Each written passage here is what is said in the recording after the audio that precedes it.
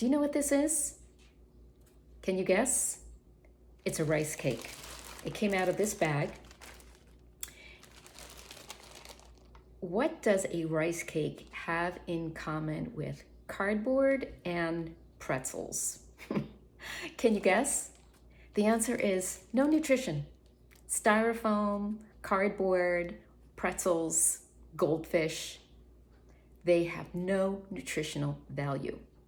As a matter of fact, we could add glue to that list because basically flour and water, well, that's your home recipe for glue, your home recipe for Play-Doh, and your home recipe for homemade pretzels, and a list of other things that we could make. So my point is this. The question was asked, what do I get my kiddos to eat? They don't want to eat anything that's nutritious that I put on the table. And now I just give them any kind of junk food because I just want them to eat. But mama, the thing is, when you allow a little child who their stomach is the size of their fist. So if you take a look at your fist, that's the size of your stomach. A little kiddo who makes a fist, that's the size of their stomach. It's about that big. And when we allow our kiddos to just get something in their belly so that they eat something, that's actually sabotaging the very goals we have for their nutrition. If this goes into whether it looks like a rice cake or pretzels or chips or goldfish or whatever the junk food is, if that fills up that little tiny belly that's this big, is there any likelihood that nutrition is going to get into that belly next?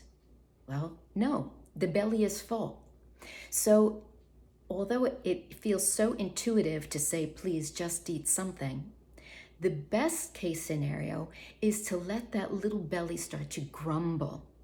And when we can put food out, even if they don't like it, something nutritious, something that's just out on the table, available, we take the pressure off of our children. We take all that negative energy around eating. So what typically happens is our kiddos don't want to eat the healthy food. They spit it out, they gag, they throw it, they complain, they whine. And we say, oh, okay.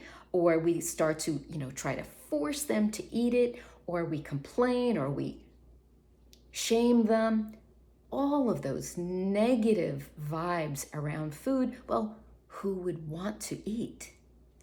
But if it's just out there for nibbling, if it's just out there, if they're distracted and maybe reach for something because their stomach is growling at them, that is a recipe for success. Just have the food available. Just put like a crudité, maybe some, depending on the age of the child, what the shape is, right? Because we don't want to deal with choking hazards. But anything that you can put out that is a fruit, vegetable, protein, even a cheese if they can handle the dairy. It's colorful. You can make fun shapes. You can put out different dips for them and different little, eating utensils for them to eat their food with. Maybe a straw or a spoon or a fork or chopsticks, or again, depending on the age of the child as to what they can manage on their own without any pressure. It's fun. It's there, it's available, and you put it in places where they're going to be anyway. So by the TV, in the kitchen, in the playroom where they play with their toys, have it around and available. And then the thing is that don't make a big deal at mealtime, because you only create anxiety and stress and disappointment and all those negative feelings when it's supposed to be a time for the family to come together. But don't give your kiddo styrofoam. It's going to fill up their belly, and then they're not going to be hungry. Now, last point I want to make is if your kiddo is puts the thing in their mouth and spits it out, that's okay. It hit the taste buds. And over the course of time, over and over and over, an ability to tolerate A food, a texture, a smell begins to grow, just like a muscle.